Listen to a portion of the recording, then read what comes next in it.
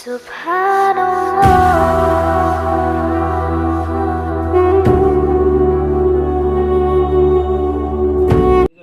آئی ہے بہت خطرناک، اللہ ہماری حفاظت فرمائے، اور ہم اللہ کے فضل و کرم سے تقریباً بچ گئے سمجھو.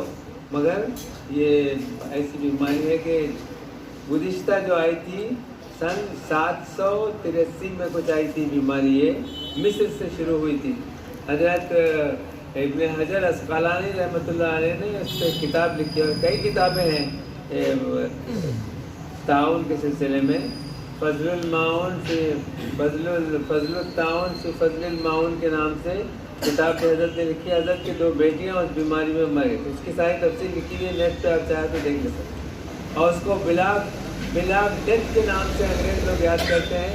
بلاک ڈیتھ اگر آپ نیٹ پہ ماریں گے تو کون سے علاقے میں کتنے لوگ مرے تھے. اس زمانے میں 4.5 کروڑ لوگ پوری دنیا میں مر گئے. پوری دنیا کی 1/3 آبادی پوری مر گئی تھی اس بیماری کے اندر.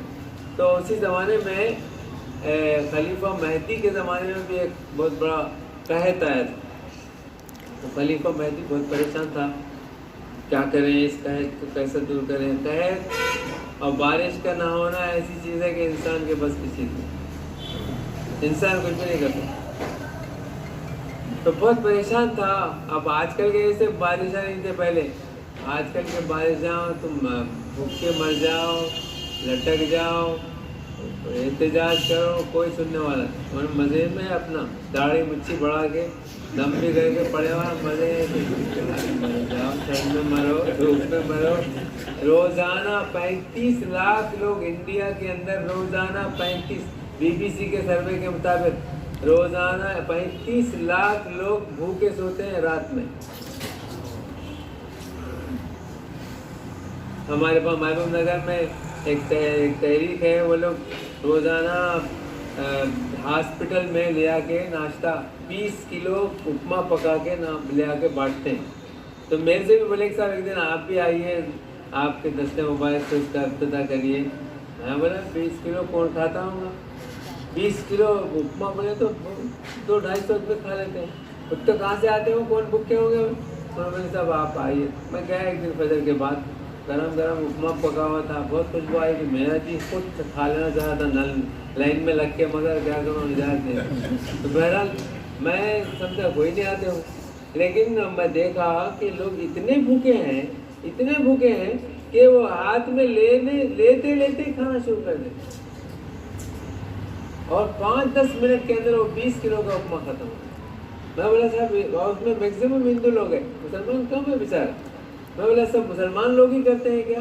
تو بولے ہاں صاحب زیادہ تر یہاں پہ مسلمان لوگ آ کے بانٹتے ہیں. ایک ہندو ہے، مگر کیا اس کا کیریکٹر کا اندازہ لگائیے آپ. وہ ایک ہندو ہے، ایک مسلمان رکشے والے کو پیسے دے دیتا ہے اور یہ بولتا ہے کہ تم اپنے گھر پہ پکاؤ، اپنے رکشے میں لے کے آؤ، لا کے تم بانٹ دو، پیسہ جو ہے میرے سے لے، میرا نام بھی مت دو. تو ایسے کام. میں کیا بول رہا تھا، میں ہمارے والدہ کو کچھ مانا نہیں بیچارے، کیا ہو رہا تھا مزے میں ہے. انہیں مورا پال لیتے ہوئے، اس کو بیوی بھی نہیں ہے، اکیلا سب میں آلہ ہے نا، جورو ہے نا سالہ. جورو بچے رہے تو اس کو رحم و کرم رہتا، کچھ تو بھی معلوم رہتا بچوں کو کیا تکلیف، بیوی کو کیا تکلیف اور کیا پریشانی ہے. وہ یوگی کو لا کے رکھا، انہیں بھی ویسی سے ہودے منہ کا. اس کی صورت دیکھے تو آمدہ بھگونا لکھتا نہیں. کیا حکومت کرتے ہو، کیسے حکومت کرتے. تو مہدی بادشاہ کے زمانے میں خلیفہ مہدی بڑا بازو بادشاہ. ایک مرتبہ انہیں ایک محل بنایا، بہت حسین اور خوبصورت محل بنا کے بولا کہ بھائی اس کو عوام کے لیے تھوڑی دیر کے واسطے کھول دو، تاکہ سب لوگ دیکھیں اور میرے دوست دیکھ کے خوش ہو جائیں اور دشمن دیکھ کے چلیں. سب کے واسطے کھول دیا گیا محل. اور ایک وہ بھی رجسٹر بھی رکھ دیا گیا کہ بھائی اپنی اپنی رائے بھی لکھو آپ. تو بہت سے لوگوں نے رائے لکھے. رائے دینے کے واسطے تو کچھ پیسے لگتے نہیں، ہر آدمی رائے دیتا آج کل، کرانا کچھ بھی نہیں. ایک آدمی ایک مرتبہ بہت خوبصورت فوٹو بنایا، بہت حسین فوٹو بنایا، اس کی نگاہ میں بہت اچھی تھی. انہیں اپنے فوٹو بنا کے چورستے پہ رکھا کہ صاحب اس میں کچھ کمی ہے تو آپ نشان لگا دیجیے. شام میں جا کے دیکھا تو سر پکڑ لیا، دم پہ بھی نشان تھا، سر پہ بھی نشان تھا، پیشانی پہ بھی نشان تھا، یہ ٹیڑھی ہے، یہ ذرا چوڑی ہے، وہ ذرا لمبی ہے، یہ ذرا گڈی ہے، یہ ذرا موٹی ہے، سر پکڑ لیا۔ گھر میں بہت پریشان ہو گیا، بابا پوچھا اس کا کیا ہو بیٹا، تو بولے ابا جان میری زندگی کا سب سے حسین شاہکار میں بنایا اور وہاں روڈ پہ رکھا تو لوگ صبح سے شام تک کوئی چیز چھوڑے نہیں، ہر ایک پہ نام رکھتے، تو کیا لکھا تھا تو بولے اس میں جو کچھ کمی ہے اس میں لکھ دیا جائے، بتا دیا جائے، تو میں لکھ۔ بابا بولا ایسا نہ کو کر، ایک تصویر اور بنا اور بنا کے وہاں رکھ کے یہ لکھ اس میں جو کمی ہے اسے درست کر دیا جائے بول کے لکھ۔ شام میں جا کے دیکھا تو کچھ بھی نہیں لکھا ہوا، کرنا نہیں، بولنے آنے، رائے دینا سب کو آتا۔ تو ایک آدمی، مگر اس میں سب سے اچھی رائے جو تھی، ایک آدمی کی رائے تھی، انہوں نے لکھا تھا کہ یہ محل بہت خوبصورت ہے، بڑا حسین ہے، بڑا لاجواب ہے، مگر اس میں 2 کمیاں ہیں، اور وہ 2 کمیاں ایسی ہیں کہ اسے دور بھی نہیں کیا جا سکتا۔ ایک کمی تو یہ ہے کہ اس میں رہنے والا ہمیشہ نہیں رہے گا، اس کو دور میں نہیں کر سکتے، آیا گیا۔ اور ایسی جو تھا، بلکہ آخر عمر میں ایسا ہوتا، آدمی آخر عمر میں سب کما دھما کے ادھر سے ادھر سے علم غلم لا کے، ابھی آج صبح میں ایک مسئلہ پوچھ رہا تھا، پورا سود سے گھر بنایا کرتے، پورا ہی سود سے، ایک پیسہ حلال کا نہیں ہے اس میں، پورا حرام کا ہے، پیسے جمع کر کے لایا گھر بنایا، اب وہ اللہ کے واسطے وقف کرنا چاہ رہا ہے۔ مفتی صاحب بولے ہرگز نہ بولے، دیکھو منہ پہ اس کو، کہاں سے جمع کراؤں گا اتنا پیسہ گھر بنا، 20-25 لاکھ دیکھو۔ تو وہ آدمی لکھا کہ 2 خرابیاں اس میں، اور اس کو دور نہیں کیا جا سکتا۔ ایک خرابی تو یہ ہے کہ اس میں رہنے والا ہمیشہ نہیں، اگر آدمی پیسے جمع کرتا، لاتا، دھن لاتا، یہ کرتا وہ کرتا، بلڈنگ بن کے تیار ہو جاتی، پھر اس کا جنازہ اس میں سے ہی نکل کے جاتا۔ کیا ہوا میرے اب بھی بنائی تھی جی، 6 مہینے پہلے بلڈنگ مکمل ہوئی، اب ان کی دوسری بلڈنگ کا کام وہاں شروع ہو گیا تھا پہلے سے، معلوم میں۔ اور دوسری خرابی اس میں یہ ہے کہ یہ محل بھی ہمیشہ رہنے والا نہیں ہے، وہ ویسی صورت ہے۔ تو بہرحال بہت باذوق معاشرہ تھا، ایک مرتبہ بہت پریشان تھا، ذہنی طور پہ سخت پریشانی تھی، نیند آ رہی نہیں تھی، چین نہیں آ رہا تھا اس کو، کہ بھائی لوگ قید میں ہیں، کیا کروں کیسا کروں۔ جب آیا لیٹنے کے لیے بستر پہ تو نیند نہیں آ رہی، تو اپنے خادم کو بولا، خادم بھی اس زمانے میں بہت اعلیٰ ذات کے ہوتے تھے، آپ کے جیسے للو پنجو نہیں رہتے تھے، نوٹا بند کر کے پوری دنیا کو پریشان کر دیے، ہڑتال کر کے پوری دنیا، لاک ڈاؤن کر کے پوری دنیا، مرو جیو، ایسے اجاڑ لوگ ہیں، ان کو نہ ہوش ہے، نہ عقل ہے، نہ سمجھ ہے کہ بھائی کیا کرنا چاہیے کیا نہیں کرنا چاہیے۔ ایسے مشورے دینے والے مشیران کار اس زمانے میں جو مشورہ دیتے تھے وہ سونے میں تولنے کے لائق ایسا مشورہ ہوتا ہے، اور رکھتے بھی تھے ویسی لوگوں کو۔ اگر کسی کو کلیکٹر بنانا ہوتا تو اس کی 7 پشتوں کی چھننی مارتے تھے، اس کے دادا کیا کرتے تھے، ان کے بابا کیا کرتے، اس کے ماموں کیا کرتے، ان کے نانا کیا، سب کا معلوم کر کے اطمینان ہوئے بعد اس کو کلیکٹر وزیر بناتے تھے۔ اب تو جو جتنے نچلی ذات کا ہے اتنے بڑے ہونے کو پہنچے۔ یہ قیامت کی علامت ہے، وَتَرَى الْحُفَاةَ الْعُرَاةَ يَتَطَاوَلُونَ فِي الْبُنْيَانِ، ہاں ننگے پیر بکریاں چرانے والے اونچے اونچے عہدوں پر ہوں۔ تو بہرحال بادشاہ بولا بھائی میری طبیعت بہت زیادہ مستر ہے، پریشان ہوں میں، نیند نہیں آ رہی، چین نہیں آ رہا، لوگوں کی پریشانی مجھے دیکھے نہیں جا رہی، تم کوئی ایسا قصہ سناؤ کہ مجھے آرام سے نیند آ جائے۔ تو اس کا قصہ سنا ہے،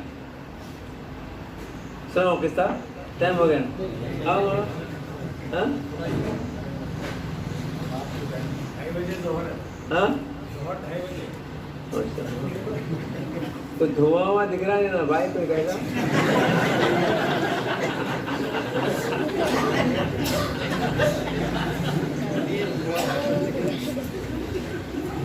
تو قصہ سنایا اس کا خادم نے بولا کہ ایک مرتبہ ایک لومڑی کا چھوٹا بچہ تھا اس کا، اور اس کو اچانک کسی ضروری کام سے دوسرے گاؤں کو جانے کی ضرورت پیش آ گئی لومڑی کو، اور لومڑی کی شیر کی ہمیشہ دوستی رہتی ہے، تو لومڑی شیر کے پاس آ کے بولی بھائی میرے کو ایک ضروری کام سے گاؤں کو جانے کا ہے اور میں یہ بچے کو لے جا بھی نہیں سکتی اپنے ساتھ، بہت لمبی مسافت ہے، آپ مہربانی کر کے میرے بچے کی میرے آنے تک حفاظت فرمائیں۔ شیر بولا بھائی بہت اچھی بات ہے، میں جہاں جاؤں گا میرے پیٹ پہ بٹھا کے لے جاؤں گا، تیرے بچے کی حفاظت کروں گا، میری ذمہ داری، وعدہ سر۔ دیکھو جو بڑے لوگ ہوتے وعدہ کرے تو پورا کرتے، اور جو نہایت تھرڈ کلاس لوگ ہوتے وعدہ کرتے اور بھول جاتے۔ 15 لاکھ کا وعدہ اب تک لوگوں کو یاد ہے، اس کو یاد نہیں بھول گیا وہ۔ اور حضور نے فرمایا وعدہ العدۃ دین، وعدہ قرض کے برابر ہے، جیسے قرض کا دینا ادا کرنا ضروری ہے ویسی وعدہ کرے تو اس کا پورا کرنا ضروری ہے۔ اگر نہیں کر سک رہے تو صاحب وعدہ سے مہلت لے لینا چاہیے کہ بھائی میں آج وعدہ کرا تھا مگر میں انتہائی کوشش کے باوجود وعدہ پورا نہیں کر سک رہا ہوں، برائے مہربانی تھوڑی مہلت۔ ہم لوگ کیا کرتے ہیں، وعدے کا دن آیا تو ٹیلی فون بند کر کے رکھ دیتے، ہوگا ملا کے بیٹے کے ہاتھ درد ہوتے ہیں، نہیں ملتا ہی، یہ بری بات ہے۔ تو شیر بولا بھائی پکا وعدہ میں تمہارے بچے کی حفاظت کروں۔ اب جہاں بھی جاتا تھا اپنے سیٹ پہ بٹھا کے لے کے جاتا تھا لومڑی کے بچے کو۔ ایک مرتبہ شیر جا رہا تھا راستے سے، جنگل کا بادشاہ، اس کو کوئی چیلنج نہیں کر سکتا، لیکن اس کے بھی کچھ انگلیاں کرنے والے لوگ ہیں تھے برابر سے۔ جا رہا تھا پیٹ پہ بٹھا کے، اوپر سے چیل جا رہی تھی، چکرا معلوم نہ چیل، او ہو کیا غضب کی نگاہ رہتی اس کی۔ ہم لوگ وہاں بچپن میں ہمارے گوشت کی دکان سے گوشت ایسا لاتے تھے، چیل آ کے جھپٹا مار کے پورا لے کے چلا جاتا، اب روتے بھی جانا گھر، ہاتھ بھی زخمی، گوشت بھی چلے جاتا، مرغی کے بچوں کو اٹھا کے لے کے چلے، اور اتنا پکا اس کا نہ جانا رہتا، آئی تو دونوں ہاتھوں میں پکڑ کے لے کے چلے جاتے۔ چیل آئی آگے شیر کے پیٹ پہ سے بچے کو اٹھا کے لے کے چلے، چھوٹا سا تھا بچہ۔ اب شیر دیکھتے نہیں گیا، شیر کو نہ اڑنے آتا نا کچھ کہنے آتا، دیکھتے نہیں گیا انہیں۔ اب کیا بھائی بہت شرمندہ ہوا، بہت پریشان ہوا۔ 2-3 دن کے بعد پھر لومڑی آئی، لومڑی آ کے پوچھی کہ بھائی کیا ہوا، تو شیر بولا بھائی تمہارے بچے کی ہم بات نہیں کر سکے، ہم فیل ہو گئے۔ کیا ہوا آخر؟ تو شیر بولا بھائی اگر کوئی زمینی آفت ہوتی تو میں اس کا مقابلہ کر سکتا تھا، میں میری طاقت کے مقابلے میں، میرے پنجہ آزمائی کے مقابلے میں کوئی ٹک سکتا نہیں، ہاتھی ٹک سکتا نہ کوئی اور دوسرا بڑے سے بڑا جانور ٹک سکتا، مگر کیا کروں، وہ آسمانی آفت آئی تھی، میں اس کا مقابلہ نہیں کرتا۔